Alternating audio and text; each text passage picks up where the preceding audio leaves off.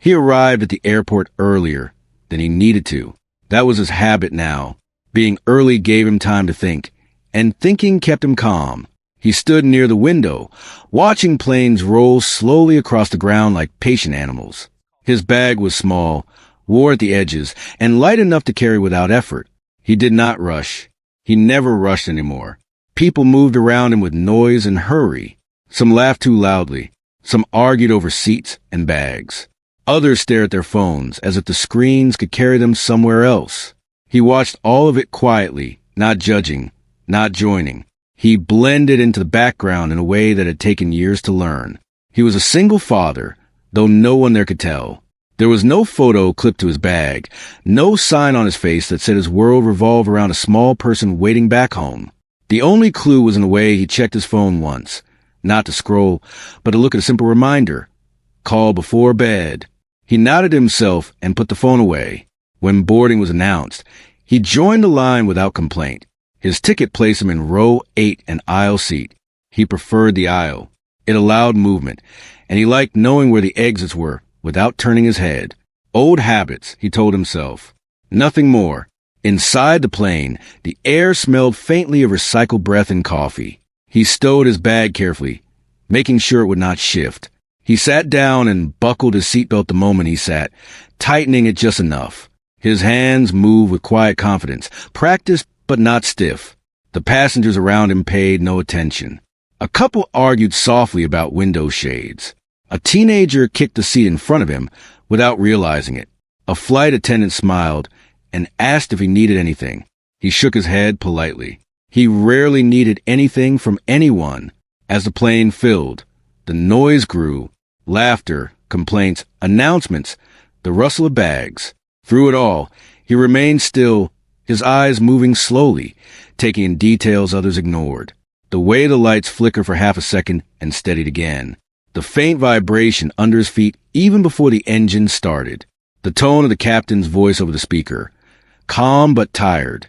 He leaned his head back and closed his eyes for a moment. Not to sleep, but to remember the reason for the trip. Work, officially, but also distance. Sometimes distance helped him breathe. Being a single father meant carrying more than most people saw. It meant being strong in quiet ways, especially when no one was watching. The plane pushed back from the gate. The engine began to hum, low and steady. He opened his eyes and looked out at the lights of the airport sliding past. His face did not change, but inside, a familiar awareness settled in. Not fear, readiness. As the plane lifted off, some passengers gasped softly, as if flight was still a surprise. He did not. He felt the pressure change. The gentle push into the seat, the way the sound of the engine shifted as they climbed. He noted it all without thinking, the way one notices weather. The seatbelt sign stayed on longer than usual. He noticed that too. A few rows ahead, someone joked about turbulence. A child laughed. Life continued in small, ordinary moments. He thought of home, of the quiet evenings, of helping with homework at a small kitchen table, of learning to cook meals that were simple but warm, of promises made softly at bedtime and always kept. That was the life he had chosen, and he had never regretted it. The plane leveled off. The lights dimmed slightly. The engine settled into a steady rhythm. People relaxed. Drinks were served. A movie flickered on a screen somewhere. The world returned to its usual distractions. But he did not fully relax. He rarely did in places where he had no control. His eyes drifted toward the wing outside his window across the aisle. He watched the darkness beyond, the stars barely visible through thin clouds. There was a sound then, not loud, not sharp, just different. A change in hum, almost too subtle to name. His eyes opened wider, just a little. He did not move. He listened. Around him, no one noticed. Conversations continued. A flight attendant pushed a cart. Someone laughed at something on their screen. The plane kept moving forward, steady and calm. The sound came again, followed by a brief shudder that could have been dismissed as turbulence. He felt it through the seat, through his feet, through his bones. His jaw tightened, but his face stayed relaxed. He had learned long ago that panic spreads faster than fire. He had also learned that calm, when held firmly, could save lives. He checked the faces around him. No fear yet. That was good. He looked toward the front of the plane, toward the closed cockpit door. He imagined the instruments inside, the numbers and lights. He imagined the decisions already forming in the pilots' minds. The announcement came shortly after. The captain's voice was steady, almost casual, as he mentioned a minor technical issue and asked everyone to remain seated. The words were chosen carefully. Reassuring, professional. Most passengers accepted it without question. Some sighed. A few rolled their eyes. He listened closely, not just to the words, but to the spaces between them. He adjusted his seatbelt slightly and placed his feet flat on the floor. His hands rested on his thighs, relaxed but ready. He took a slow breath in through his nose and let it out just as slowly. He did not know yet how the night would end. He did not know who would be watching or listening later. All he knew was that he was where he was supposed to be, in row 8, on a plane that needed more than luck. Outside, the skies stretched endlessly. Inside, life went on, unaware that the quiet man no one noticed was already listening, already thinking, already preparing. For now, he remained just another passenger, a quiet single dad, a man in row 8, waiting. The plane continued forward, steady on the surface, but something underneath had changed. The quiet man in row 8 felt it before he fully understood it. It was not fear that touched him. It was awareness, sharp and clear, like cold air filling his lungs. The hum of the engines was no longer even. One side carried a heavier tone, the other slightly thinner, like a note played out of balance. To most people, it meant nothing. To him, it meant everything. A few minutes passed. The seatbelt sign stayed on. A flight attendant paused her cart, listening to her earpiece, then slowly pushed it back toward the galley. She smiled at a passenger who complained, but the smile did not reach her eyes. The man noticed that too. The lights dimmed just a little more, then returned to normal. A child a few rows back asked a question. A parent answered with a calm voice that tried too hard to sound relaxed. The plane made a gentle turn, nothing dramatic, but unnecessary. He rested his head against the seat and closed his eyes, not to escape, but to focus. He counted seconds between vibrations. He measured the way the plane responded to the air. His breathing stayed slow. Then came the sound, a short warning chime, soft, controlled, but final enough to silence conversations. The captain spoke again. This time the voice was still calm, but tighter. He mentioned an engine issue. Just one, he said. Everything was under control. The crew was trained for this. The words were familiar, practiced, meant to protect the cabin from panic. Some passengers reacted anyway. A woman gripped her armrest. A man laughed nervously and made a joke that fell flat. Phones came out. Messages were typed and erased. The man in row 8 opened his eyes and looked forward. One engine failing was serious, but manageable. He knew that. He also knew what came next if the situation grew worse. The plane shook again, harder this time. The overhead bins rattled. A few gasps filled the air. Someone cried out before being hushed. Oxygen masks did not fall. That mattered. He noted it carefully. Another announcement followed, shorter now. The captain explained they were adjusting course. They would return to land as a precaution. The word precaution carried weight, even when spoken gently. The man felt the plane begin a gradual descent. The pressure changed in his ears. Around him, people swallowed, shifted, prayed quietly, or stared straight ahead. He thought of his child again, not with fear, but with clarity. He pictured a small face waiting for a bedtime call. He reminded himself that calm was not optional. It was necessary. Then the second engine coughed. It was brief, just a stutter in the sound, but it froze him inside. His eyes snapped open fully now. His fingers pressed lightly into his thighs. The plane dipped, just a fraction, but enough for screams to break free. The lights flickered. The hum weakened. This time, the announcement did not come right away.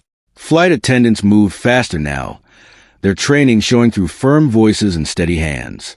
Please remain seated. Keep your seatbelts fastened. Everything is being handled. The man listened past the words. He listened to the delay. Minutes stretched longer than they should have. Then the captain's voice returned, quieter, more direct. He explained there was a second issue. They were working with air traffic control. Emergency procedures were in progress. No one joked now. The cabin filled with raw sound. Crying, breathing too fast. Someone praying out loud. Someone else whispering into a phone. The man in row 8 leaned forward slightly, elbows on knees. He kept his movements small, controlled. Panic would only feed panic. He watched the flight attendants. One of them locked eyes with him for a moment, surprised by his calm. He nodded to her, just once, not to reassure her, but to say he understood. Outside, the sky darkened. The plane descended faster now. The engine strained, uneven and tired. Then came the voice that changed the air entirely. A message crackled through the speakers, not from the cabin crew, but sharper, more official. Air traffic control. The words were clipped, urgent. The man's shoulders tightened. A moment later, the captain spoke again. He addressed the cabin directly and asked a question no one expected. If there's anyone on board with professional aviation or military flight experience, he said, please notify a flight attendant immediately. The cabin went still. People looked around, confused. A few laughed nervously, thinking it was some kind of mistake. Others stared at the ceiling, as if answers might be written there. The man in row 8 did not move right away. He closed his eyes for a brief second, just long enough to accept what was coming. He had left that life behind. He had promised himself he would never step back into it. He had traded the sky for quiet nights and school mornings. But promises change when lives are at stake. He opened his eyes. A fighter jet streaked past a window, close enough for several passengers to scream. Then another appeared on the opposite side. The escorts had arrived. Gasps filled the cabin. Phones were lifted despite instructions. Fear mixed with awe. The man watched the jet with steady eyes. He recognized the formation instantly. A flight attendant approached his row, her voice shaking as she repeated the captain's request. Sir, do you have any experience? He looked up at her. His face was calm, older than his years. Tired but steady. Yes, he said quietly. She blinked, unsure she had heard correctly.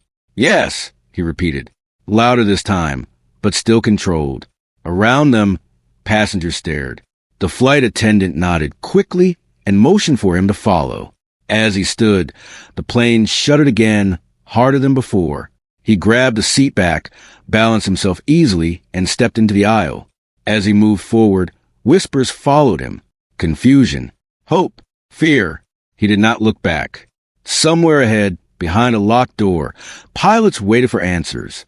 And somewhere outside in the dark sky, fighter pilots were listening, ready to ask a question that would pull a past he had buried back into the light. The quiet single dad from row 8 walked forward, carrying more than anyone knew. The walk down the aisle felt longer than it should have. The plane shook again as he moved, forcing him to pause and brace himself. Overhead lights flickered, then steadied. The sound of crying followed him, mixed with hurried whispers. He kept his eyes forward, his steps careful, his breathing slow. A flight attendant guided him toward the front, her hand trembling just slightly as she held the curtain aside. She spoke quietly, asking again about his experience.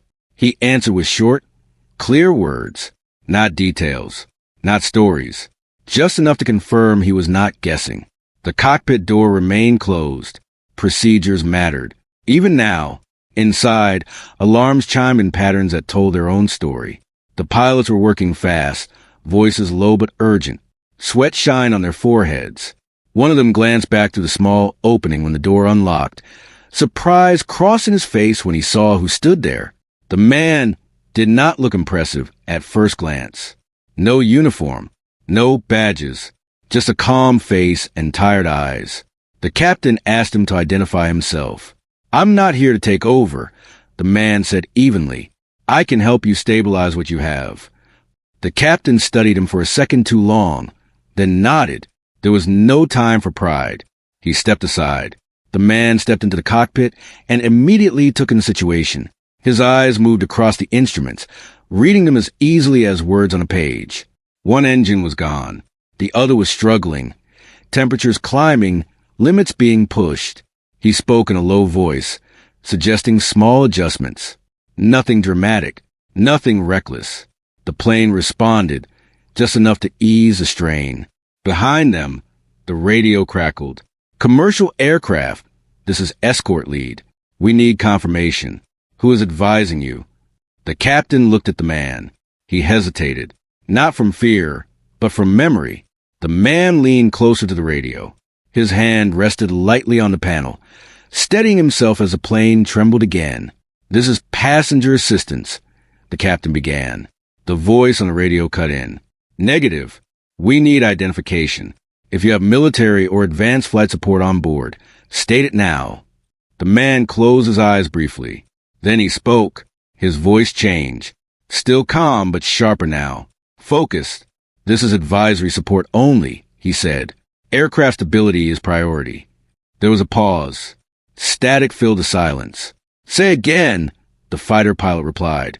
Identify yourself. The man inhaled slowly. He had not said those words in years. He leaned toward the microphone. You're not going to like this, he said quietly. But listen anyway. Another pause. State your call sign, the fighter pilot said. The cockpit went silent. The man's jaw tightened. His fingers curled once, then relaxed. He gave the call sign. The effect was immediate. The radio crackled sharply as voices overlapped on the other end. The fighter pilot came back on, slower now. Careful. Confirm, the pilot said. Repeat call sign. The man repeated it. Same tone, same calm. Silence followed, long enough for everyone in the cockpit to feel it. Then the fighter pilot spoke again, his voice no longer distant. Understood, he said. We have you. The captain stared at the man. The co-pilot swallowed hard. The man did not explain. He didn't need to. Outside, the fighter jets shifted position. Their movements became precise, deliberate. Guidance followed. Clear instructions. No wasted words. Inside the cabin, passengers felt the change even if they didn't understand it. The plane steadied slightly. The descent became smoother. The shaking less violent. The man continued advising the pilots, adjusting approach angles, monitoring engine limits, choosing patience over force. Every second mattered. At one point, the captain asked how he knew all this. The man answered simply, I used to live up here. That was all. The radio crackled again. You're doing good, the fighter pilot said. We'll stay with you. The man nodded, even though the pilot couldn't see it. Below them, land appeared through the clouds. Light spread out like a promise. The remaining engine coughed again, and this time the warning was louder. The man reacted instantly, calling for a control reduction, not a push. The plane shuddered, then held. Sweat rolled down the captain's temple. The co-pilot's hand shook slightly. Easy, the man said. We're not racing. We're arriving. Those words settled the room. In the cabin, people clutched hands. Some cried quietly. Others stared straight ahead, eyes wide. None of them knew who was standing in the cockpit. None of them knew why the fighter jets listened so closely. All they knew was that the chaos had slowed. As the runway lights grew clearer, the fighter pilot spoke one last time. We'll clear the path, he said. You focus on bringing them home. The man looked through the windshield, eyes steady. He thought of a small voice waiting for a bedtime call. Copy, he replied. The plane descended, heavy but controlled, carrying fear, hope, and a quiet man who had stepped back into the sky when it mattered most. The clouds thinned as the plane continued its descent. The shaking had not stopped, but it had changed. It was slower now, heavier, like a tired body fighting to stay upright. The man stayed focused, his eyes moving between instruments and a narrow strip of land slowly growing clearer ahead. The captain followed his guidance closely. There were no long explanations, just short phrases, small corrections, shared understanding. The kind that came only from experience earned the hard way. Between instructions, the man's mind drifted not by choice but by memory. He remembered the first time he had flown alone, years ago, when the sky felt endless and forgiving. He remembered the training that stripped fear away piece by piece until only focus remained. He remembered nights when the ground was far below and silence filled the cockpit, broken only by breathing in trust. Then he remembered the day he walked away. It was not a dramatic moment. No ceremony. Just a quiet decision made in a small room, holding something far more important than any badge or title. A child wrapped in a blanket. A promise whispered and never forgotten. That life ended so another could begin. The plane jolted again, pulling him back to present. A warning light blinked, then steadied. He adjusted the approach, choosing patience over force. The runway lights flickered through thin cloud, closer now, but still far enough to demand respect. The radio crackled. Wind is shifting, the escort pilot warned. Crosswind from the left. The man acknowledged calmly and relayed the adjustment to the captain. The aircraft responded slowly, like it understood the tone more than command. In the cabin, fear had changed shape. It was quieter now, heavier. People held hands without speaking. Tears rolled without sound. Every small movement of the plane felt final. A flight attendant knelt in the aisle, speaking softly to a shaking passenger. Another secured loose items, her face pale but determined. Training carried them forward even as fear pressed in. The man felt the weight of all of it. Every life, every story, every unfinished sentence. The remaining engine struggled again, and this time it did not hide it. The sound dropped, then surged. Alarms chimed sharply. Easy, the man said, his voice firm but calm. We don't push. The captain nodded, hands tight on the controls. They adjusted. The plane steadied. Not perfect, just enough. The runway was clear now. Emergency lights lined the sides like a quiet welcome. Vehicles waited beyond, still and ready. The man leaned slightly closer to the windshield. His eyes traced the approach path, correcting tiny errors before they grew. He thought again of home, of a small room with a nightlight left on, of a voice that would ask tomorrow why he sounded tired. Almost there, he said quietly. The words were not just for the pilots. The escort pilot spoke one more time, his voice steady and respectful. You've got this. We're with you. The man replied simply, understood. The final moments stretched long and thin. Time slowed, then narrowed to a single point. Sound faded. Even fear seemed to hold its breath. The wheels touched the runway hard. The impact shook the cabin, but it held. The plane bounced once, twice, then settled. Brakes screamed. The remaining engine roared in protest, then weakened. Passengers cried out, then cried harder when the plane stayed down. The captain fought the controls, guiding the heavy body forward. The man called out adjustments, steady and precise. The runway rushed past. Then, slowly, impossibly, the plane began to slow. The engine died.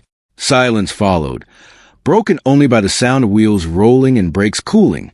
The plane came to a stop. For a moment, no one spoke. Then the cabin erupted, crying, laughter, shaking breaths, prayers spoken out loud and whispered, hands clapped.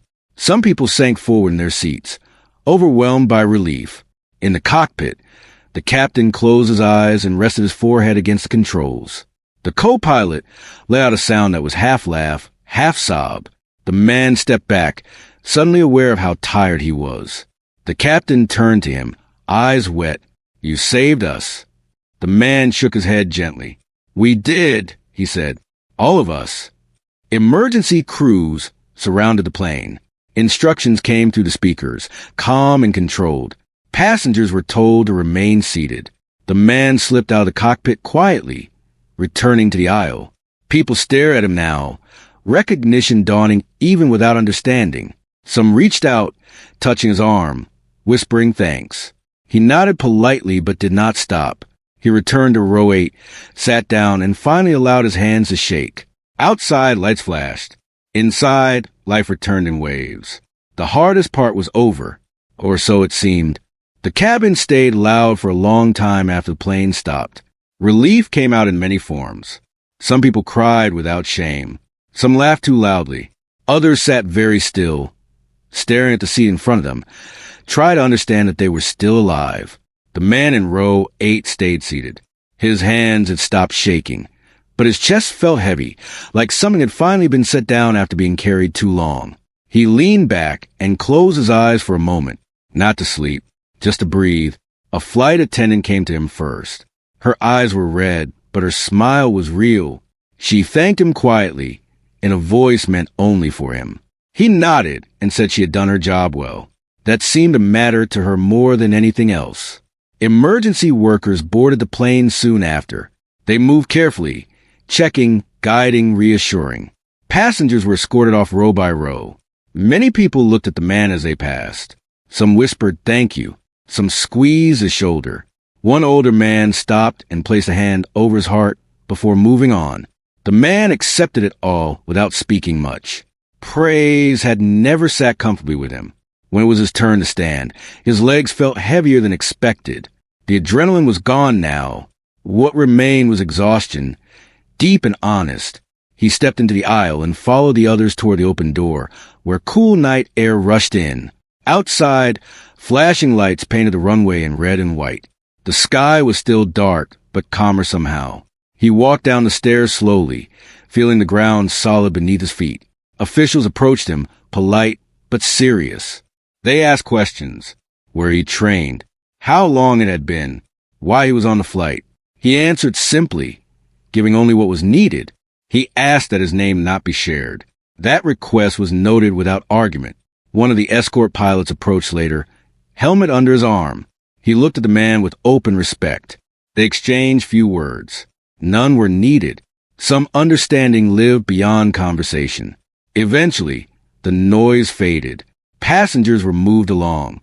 Statements were taken. The night began to feel ordinary again, as if nothing remarkable had happened. The man sat alone in a quiet corner of the terminal. He pulled out his phone and looked at the screen. Several missed notifications. One message stood out. "Did you land yet?" He smiled. "Yes," he typed back. "I'm okay." A reply came almost instantly. "I was worried. Are you coming home?" "Soon," he wrote. "I promise." He put the phone away and rested his head against the wall. The promise mattered more than anything else. By morning, the story had already changed shape. Headlines spoke of brave crews and quick responses. Experts discussed systems and procedures. The man in row 8 was mentioned only briefly, if at all. He preferred it that way. Days later, he returned to his normal life. Early mornings, simple meals, quiet routines. He walked his child to school and listened to stories about small victories and problems that felt very big to someone young. One evening, while helping with homework, he was asked a simple question. "Were you ever scared?" He thought for a moment, then answered honestly, "Yes." "What did you do?" "I stayed calm," he said. "That helps others stay calm too." The child nodded, as if that explained everything. Life moved on. Sometimes late at night, the man would sit on the porch and look up at the sky. He did not miss the danger. He did not miss the way to command. But he respected the part of himself that had stepped forward when it was needed. He had not saved lives to be remembered. He had done it because he was there, and because some promises matter more than fear. In a world full of noise, he returned to being quiet, just a single dad, once again unseen,